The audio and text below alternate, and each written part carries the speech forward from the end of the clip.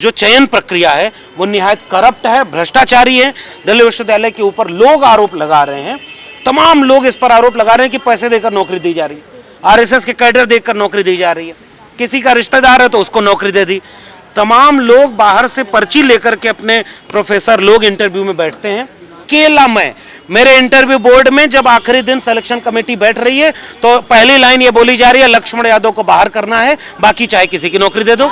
ये टीवी पर बैठकर आरएसएस के विचार का प्रचार हो सकता है तो एंटी आरएसएस विचार का प्रचार भी तो हो सकता है। अगर दिल्ली विश्वविद्यालय का कोई प्रोफेसर राज्यसभा का सांसद हो सकता है, एक बीजेपी से हो सकता है, एक दूसरी पार्टी से हो सकता है, तो कोई संविधान की बात कर सकता है। जो कोर्स बिक सकता है वो बेचो।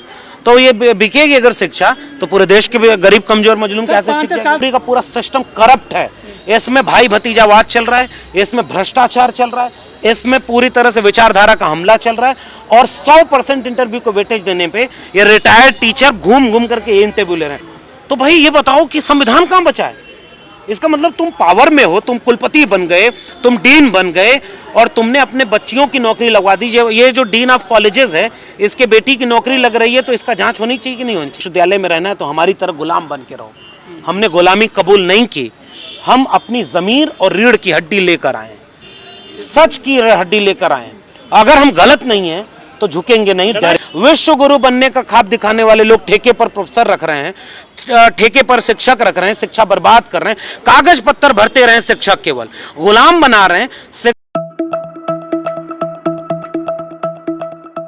आज आपने यूनिवर्सिटी के काफी टीचर्स आए हैं, पूर्व सांसद भी आए हैं, वर्तमान सांसद आए हैं, पूरा विवरण क्या है सर प्रेस कॉन्फ्रेंस? आज दिल्ली के प्रेस क्लब में शिक्षा बचाओ संविधान बचाओ मुहिम के तहत एक बड़े सवाल, देश में शिक्षा के सवाल पर ये बैठक हुई। इसमें देश के कई केंद्रीय विश्वविद्यालयों के प्रोफेसर, फेड कूटा के नेशनल प्रेसिडेंट, तमाम शोधार्थी, विद्यार्थी सब मिल करके शिक्षा की बर्बादी के खिलाफ, शिक्षा पर हो रहे तमाम तरह के हमलों के खिलाफ एक मुहिम का आगाज़ कर रहे हैं। और इसका हालिया वाक़या ये था कि अभी हाल ही में खुद मुझे दिल्ली विश्वविद्यालय की नौकरी से निकाला गया और आज हमारे बीच तमाम वो भी सांसद थे जिन्होंने संसद से बहिष्कृत कर दिया गया था हमें दिल्ली विश्वविद्यालय से।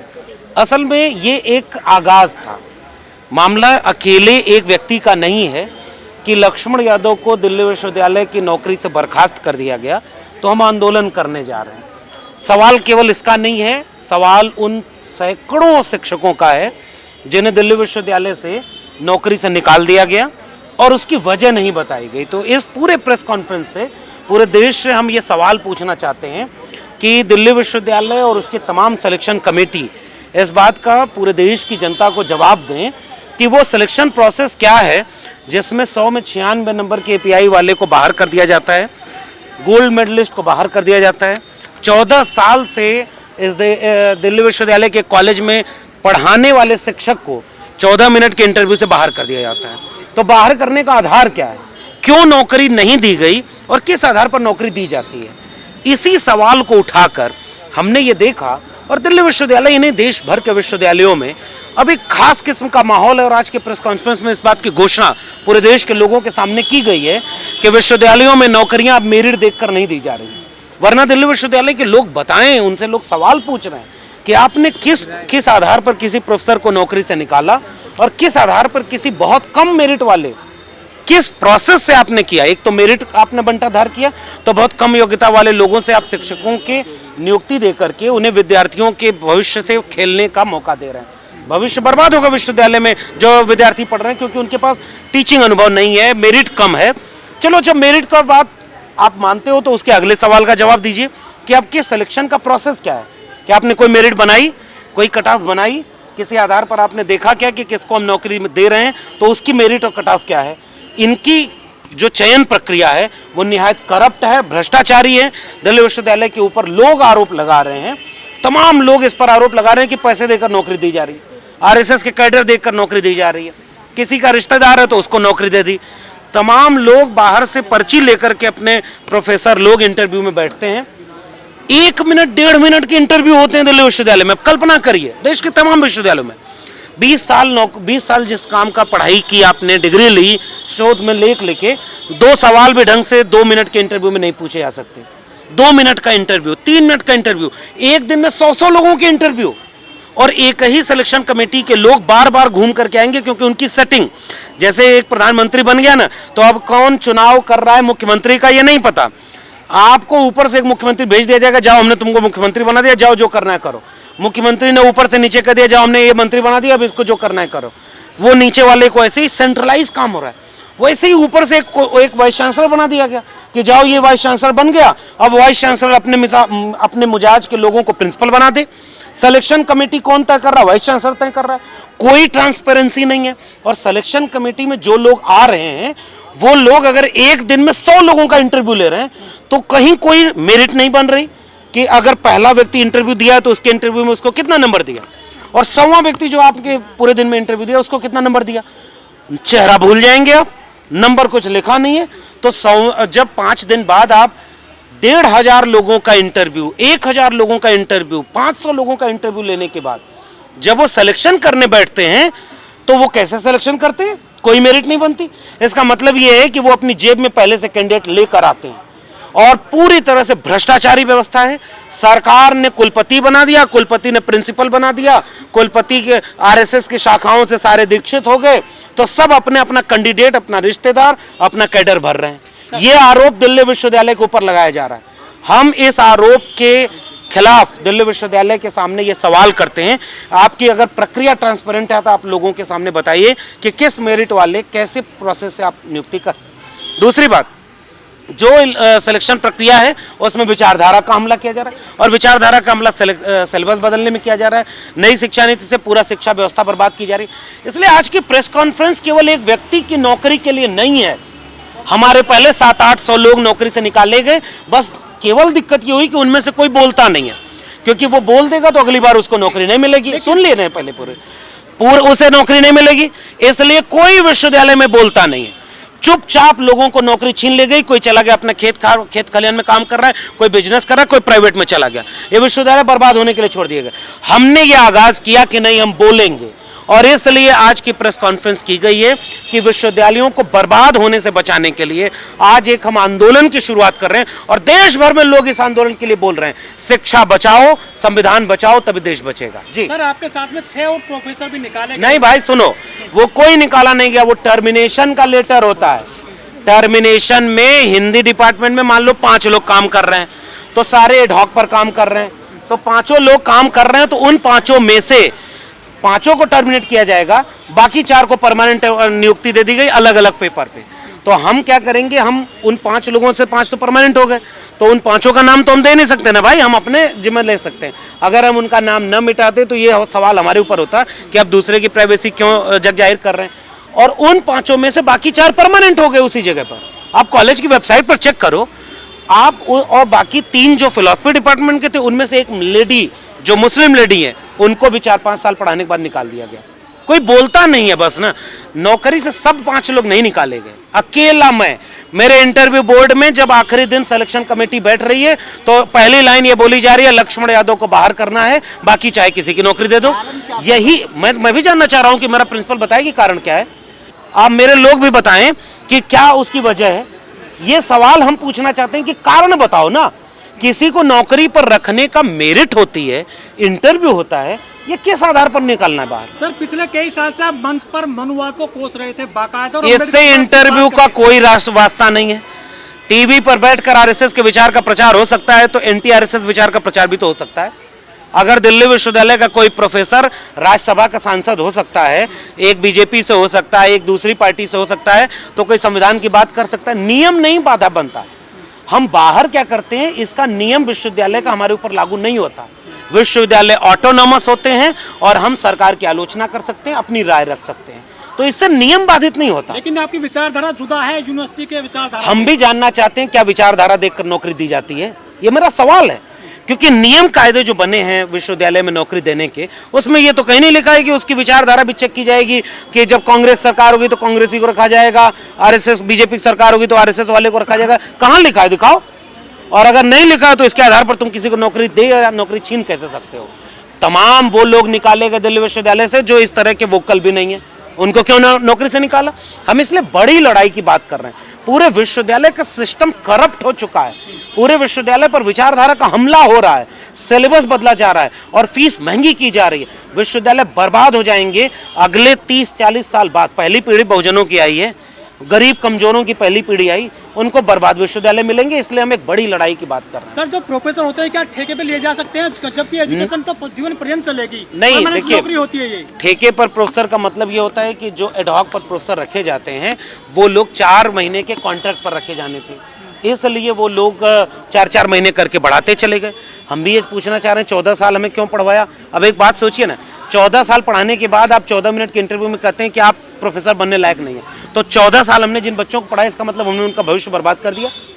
क्यों पढ़वाया हमसे? 14 साल में 40 बार मुझको रिन्यूअल का लेटर मिला है, 40 बार यूनिवर्सिटी कहती रही कि आप ठीक टीचर हैं, पढ़ाते रहिए। 14 बैच के बच्चों को हमने पढ़ा दिया और 14 मिनट के इंटरव्यू में तुमने कह दिया कि अब ये प्रोफेसर बनने लायक नहीं है, तो इसका मतलब वो 14 साल तो बच्चे का भविष्य बर्बाद हो गया। इसका दोषी कौन है? 14 साल मुझे एडहॉक रखा, इसका दोषी कौन है? इसलिए ये पूरा सिस्टम कोलैप्स कर चुका है, करप्ट है। बाहर के लोगों को पता नहीं है, वहाँ के लोगों को कुछ समझ में नहीं आता, इसलिए हम बोल रहे हैं ताकि आप अपने विश्वविद्यालय को बचा सकते हैं तो बचा लीजिए। डीयू का प्रॉब्लम पूरे देश के यूनिवर्सिटी, हर केंद्रीय विश्वविद्यालय में यही हो रहा है, हर केंद्रीय विश्वविद्यालय में विचारधारा का हमला है। नई शिक्षा नीति से जब शिक्षा का सिलेबस बदलेगा तो पूरे देश का बदलेगा ना। पूरा अगर 40% सिलेबस ऑनलाइन मोड में जाएगा तो गरीब कमजोर मजलूम के पूरे देश के बच्चे प्रभावित होंगे। अगर वहाँ पर सेल्फ फाइनेंस कोर्स बनेंगे, जो कोर्स बिक सकता है वो बेचो, तो ये बिकेगी अगर शिक्षा, तो पूरे देश के गरीब कमजोर मजलूम क्या 5 साल से आप सरकार को निशाने पर ले रहे थे बहुत कायदे से। हाँ बोलिए, और पूरा बोलिए। आपने सर सरकार की बहुत बड़ी आलोचना किया 4-5 साल के दौरान। नहीं, ये तो हमारा अधिकार है ना, नागरिक होने के नाते अगर कोई हमें सही को सही, गलत को गलत कहना है तो शिक्षा हमें सिखाती है। हम अगर विश्वविद्यालय में पढ़ने जाते हैं, स्कूल में पढ़ने जाते हैं, किताब पढ़ते हैं, तो हम यही तो सीखते हैं कि गलत को गलत कहना, सही को सही कहना। अगर भी ये नहीं कहे तो इसका मतलब जिंदा नागरिक ही नहीं है। तो ये तो हमारा फर्ज है कि हम सही और गलत को बोलें। आपके आंदोलन की भविष्य की क्या? हम चाहते हैं कि पूरे देश में अब शिक्षा और संविधान को बचाने के लिए एक मुहिम छेड़ी जाए। मैं तो पूरे देश के नागरिकों से अपील करता हूँ, मुझे टैग करके अपने अपने स्कूल, कॉलेज, विश्वविद्यालय के आंकड़े भेजिए, उनकी तस्वीरें, फोटो भेजिए, और हमें भी अगर मौका मिला हम अपनी योजना बनाएंगे, पूरे देश के स्कूल, कॉलेज, विश्वविद्यालय घूमेंगे और देखेंगे कि सरकारी स्कूल, सरकारी विश्वविद्यालय कहाँ है, गरीब कमजोर के बच्चे कहाँ पढ़ रहे हैं, क्या हालत है विश्वविद्यालय की, शिक्षा की, रोजगार की। और शिक्षा और संविधान नहीं बचेगा तो देश नहीं बचेगा। इसलिए आप देश की आवाज है, युवाओं की आवाज, गरीबों की आवाज है, पिछड़ों की आवाज है, दलितों की आवाज है, लेकिन आप अच्छे वो प्रोफेसर कैसे नहीं बन पाए? कहाँ खामी देखते हैं? हम भी यही जानना चाहते हैं कि मेरे कॉलेज के सिलेक्शन कमेटी जरा मुझे ये बता दे। मेरा इंटरव्यू, अगर मेरा सबसे इंटरव्यू अच्छा हुआ, वहाँ के मेंबर बोल रहे हैं कि इंटरव्यू बहुत अच्छा हुआ। मुझसे पुराना उस कॉलेज में कोई सीनियर नहीं था, मुझसे ज़्यादा एकेडमिक स्कोर नहीं था, तो मैं भी जानना चाहता हूँ कि कौन सी वो काबिलियत थी जो मेरे सिलेक्शन कमेटी में बैठा मेरा प्रिंसिपल नहीं पहचान पाया। मेरा जो है चेयरमैन एक इग्नू से एक तिलकधारी आया हुआ है, वो हर यूनिवर्सिटी, दिल्ली यूनिवर्सिटी में तिलकधारी जा करके इंटरव्यू ले रहा है, और वो जा करके अपने यहाँ बोल रहा है कि सारे संघ विरोधियों को हमने दिल्ली विश्वविद्यालय से बाहर कर दिया। तुम कहाँ लिखा है दिल्ली विश्वविद्यालय के एक नियम और कायदे में, यूजीसी में कहाँ लिखा हुआ है कि विचारधारा देखकर किसी की नौकरी छीनोगे या लोगे या नौकरी से दोगे? तुम कौन होते हो ये किसी को अंदर करने वाले, किसी को बाहर करने वाले? इसीलिए हम कह रहे हैं कि पूरे का पूरा सिस्टम करप्ट है। इसमें भाई भतीजावाद चल रहा है, इसमें भ्रष्टाचार चल रहा है, इसमें पूरी तरह से विचारधारा का हमला चल रहा है, और 100% इंटरव्यू को वेटेज देने पे ये रिटायर्ड टीचर घूम घूम करके ये इंटरव्यू ले रहे हैं। किसी की बेटी को नौकरी दे दी तो अब वो 10 जगह वही काम करेगा जो ऊपर से कह दिया जाएगा। तो आप किसी की बेटी को, किसी की बीबी को नौकरी दे दोगे तो उसके बाद उससे जो मन चाहे करा लो। यही दिल्ली विश्वविद्यालय में हो रहा है, देश के कई विश्वविद्यालय में। डॉक्टर ऋतु पिछले 100 दिन से आंदोलन कर रही है लेकिन सफलता नहीं मिल रही है, FIR हो गई है इससे में, आप कैसे? अब आप सोचिए ना, डॉक्टर लक्ष्मण यादव को प्रोसीजर फॉलो करके निकाल दिया, डॉक्टर ऋतु को तो झूठे मुकदमे, झूठे आरोप लगवा के निकलवा दिया। सोचिए क्या विश्वविद्यालय बचा है। सोचिए किसी विश्वविद्यालय में, एक डिग्री कॉलेज में एक टीचर के खिलाफ कंप्लेन हो कि आपके बच्चे आपके खिलाफ कंप्लेन कर रहे हैं, और जब उसका जांच करवाया तो पता चला उसमें 80% बच्चे फेक हैं। तो भाई ये बताओ कि संविधान कहाँ बचा है? इसका मतलब तुम पावर में हो, तुम कुलपति बन गए, तुम डीन बन गए, और तुमने अपने बच्चियों की नौकरी लगवा दी। ये जो डीन ऑफ कॉलेजेस है, इसके बेटी की नौकरी लग रही है, तो इसका जांच होनी चाहिए कि नहीं होनी चाहिए? सारे रिश्तेदार भरे जा रहे हैं। CBI जांच, ED जांच की मैं मांग करता हूं, दिल्ली विश्वविद्यालय ही नहीं, पूरे देश के केंद्रीय विश्वविद्यालयों की नियुक्ति को लेकर के। हमारी तो नौकरी तुमने छीन ली, हम बर्बाद हो गए, लेकिन हम ऐसे तुम्हारी नौकरी छीनने से न बर्बाद हुए, न तुम्हारे एहसान से यहाँ तक आए थे। अपने दम पर कलम और किताब लेकर आए थे और सच बोलने की तालीम लेकर आए थे। तो तुम अगर गलत कर रहे हो तो ये सवाल हम तुमसे पूछेंगे कि तुम पूरा सिस्टम करप्ट कर दियो। डॉक्टर रितु को इसी तरह से शिकार बनाया जा रहा है। तमाम देश के कई ठेके पर शिक्षक रखे जा रहे हैं। स्कूल टीचरों की जाकर देखिए हालत खराब कर दी गई है। वहां पर उनको वेतन पूरा नहीं मिल रहा है। 69,000 शिक्षक भर्ती वाले मामले के शिक्षक लाठी खा रहे हैं, ठेके पर प्रोफेसर रखे जा रहे हैं। तो हम पूरी लड़ाई को ये बनाना चाहते हैं, शिक्षा बचाओ तभी संविधान बचेगा, तभी देश बचेगा। डॉक्टर लक्ष्मण यादव की आर्थिक कमर तोड़ दी गई है, नौकरी छीन करके कैसे सर्वाइव कर कोई कमर उमर तोड़ना नहीं है उनका। जो सुनो, आप बात सुनो कि इतना आर्थिक रूप से भले कोई असर पड़ जाए कि सैलरी नहीं आएगी, कुछ और कर लेंगे जीने खाने के लिए। अपनी कलम और किताब के दम पर यहां तक पहुंचे, उस कलम और किताब के दम पर आगे बढ़ेंगे। सड़क पर भीख मांगने नहीं 35 साल 40 साल जाएंगे, चाय बेचने नहीं, पकौड़े तलने नहीं जाएंगे। उस कलम और किताब के दम पर कोशिश करके एक अच्छा जीवन जी लेंगे। रास्ते ढूंढेंगे, मुश्किलें आएंगी तो उससे लड़ेंगे। लेकिन समाज के लोगों से एक बात कहना चाह रहे हैं, 14 साल पढ़ाने के बाद एक प्रोफेसर को निकाल के फेंक दिया गया। लोग लड़ रहे हैं लेकिन उस तरह से नहीं लड़ रहे, इसलिए क्योंकि एक पैगाम दे दिया गया कि अगर विश्वविद्यालय में रहना है तो हमारी तरह गुलाम बन के रहो। हमने गुलामी कबूल नहीं की, हम अपनी जमीर और रीढ़ की हड्डी लेकर आए, सच की हड्डी लेकर आए। अगर हम गलत नहीं है तो झुकेंगे नहीं, डरेंगे। कितनी जारी रहेगी सर, क्या है पूरी भविष्य की योजना? अब अगर हमने नौकरी से निकाले जाने के बाद चुप रहना कबूल कर लिया होता, जाके उनकी गुलामी करके कहते कि भैया नौकरी से निकाल दिया, अगली बार कहीं और रख लो, तो हो सकता है नौकरी मिल जाती, आर्थिक कमर उमर नहीं टूटती। कमर उमर नहीं टूटेगी, बड़ी मजबूत हो गई है। बड़े उम्मीदों के बोझ कंधे पर रख करके यहाँ तक खेत खलियान से निकल कर आए। ये नौकरी छीन करके जो गुमान में थे कि उसको कमजोर कर देंगे, मुझे लग रहा है कि हौसला और हिम्मत सच और हक की न्याय की लड़ाई की वजह से बरकरार है। अगला कदम ये होगा कि पूरे देश में शिक्षा और संविधान को बचाने के लिए पूरे देश में हम एक आंदोलन खड़ा करने की कोशिश करेंगे। कोई समझे न समझे, हम अपनी बात कहने की कोशिश करेंगे, किताब लिखेंगे, पूरा किस्सा बयां करेंगे 14 साल के प्रोफेसर का। उसका नाम रहेगा ठेके पर प्रोफेसर। आज आपको घोषणा करता हूं 1-2 महीने में किताब ले आऊंगा और सारी कहानी बयां करूंगा और बचाने की कोशिश करेंगे कि शिक्षा और संविधान दोनों को बचाया जा सके। आपके जीवन पर होगी वो किताब? संगठन नहीं आ रहे, आपके जीवन पर होगी क्या वो किताब? क्यों नहीं आ रहा? कहाँ सर दिखाई दे रहे हैं सर? कौन? दलित और पिछड़ों के संगठन नजर नहीं आ रहे। मुझे लग रहा है कि पूरे देश में जितने भी लोग संविधान को मानते हैं सब नजर आ रहे हैं। अब यहीं आप देख लिया, सब तरह के लोग खड़े हैं। जिसको भी शिक्षा की अहमियत पता है, जिसको भी संविधान की अहमियत पता है, उसे पता है कि हम लोग कौन सी लड़ाई लड़ना चाह रहे हैं। हम लोग देश की असली लड़ाई लड़ने की बात कर रहे हैं, शिक्षा और संविधान की। तो जो इन दोनों में यकीन रखता है वो हमारे साथ खड़ा है। कोई चुपचाप खड़ा है, कोई सामने खड़ा होकर लड़ रहा है, कोई सड़क पर आंदोलन कर रहा है, कोई देश में ज्ञापन दे रहा है। हमने एक अपील की, सैकड़ों जगह पर देश में ज्ञापन दिए गए, सैकड़ों जगह पर लोग सड़क पर उतर कर आंदोलन किए। वो तो सारे समाज के लोग थे। हम आज भी उम्मीद करेंगे कि हमारा समाज हमारे साथ खड़ा होगा और हमारी हिम्मत को कमजोर नहीं होने देगा। हम हिम्मत कर रहे हैं अपने लोगों के दम पर कि सच और हक की लड़ाई लड़ेंगे। समाज भी ये पहचानेगा कि कौन ये कुर्बानी दे रहा है, उसके साथ समाज खड़ा होगा, इसका मुझे पूरा यकीन है। क्या सर राजनीतिक रास्ता अपनाओगे? राजनीति, डॉक्टर लोहिया कहते थे अगर आप राजनीति नहीं करेंगे तो राजनीति के शिकार होंगे। अच्छे लोग राजनीति में नहीं आए तो बुरे लोग राजनीति के शिकार होंगे। राजनीति तो हम आज भी कर रहे हैं, हम सच बोल रहे हैं, हक की लड़ाई लड़ रहे हैं, ये भी एक राजनीति है। सक्रिय हैं हम।